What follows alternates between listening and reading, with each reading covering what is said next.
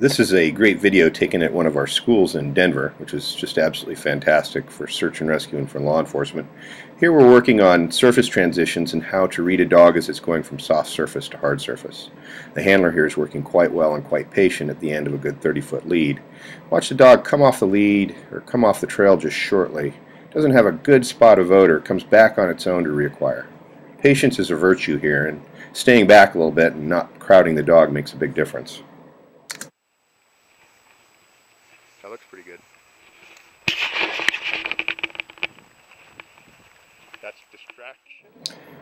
That little head pop to the distraction was actually very difficult to catch and correct.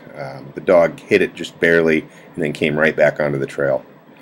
That's something that you can't really give a hard correction for. You almost just have to let it happen. Ooh, that was nice right there. Good spot. That was your crossing point right there. Watch the body language. Let her have all that leash. Let her have the leash. There you go. That little line check you did made her come off. In hindsight, that little line check's super obvious, but oftentimes when we're working dogs, we don't see the things that we do. Dogs that have quite a bit of obedience will oftentimes immediately come back and check on a handler when there's weak odor coupled with a line check, and that's exactly what a street crossing is all about. Watch the change of body language starting to occur here. The dog, instead of having a consistent direction of travel and a consistent speed, begins to slow and meander a bit.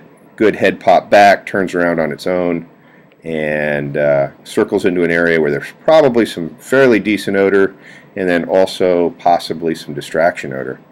No correction from the handler needed, but as you see, the dog comes back, decides on a direction on her own, and watch what happens on the other side. This is actually pretty nice.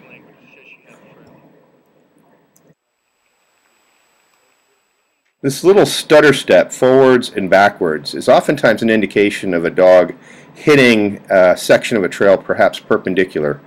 She may have missed the exact turn, hit it, and then decides on a direction of travel. Body language coming up is actually pretty important. Notice the increase in speed.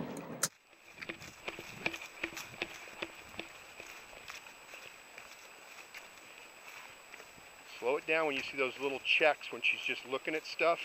You want to make sure she's committed to the scent trail.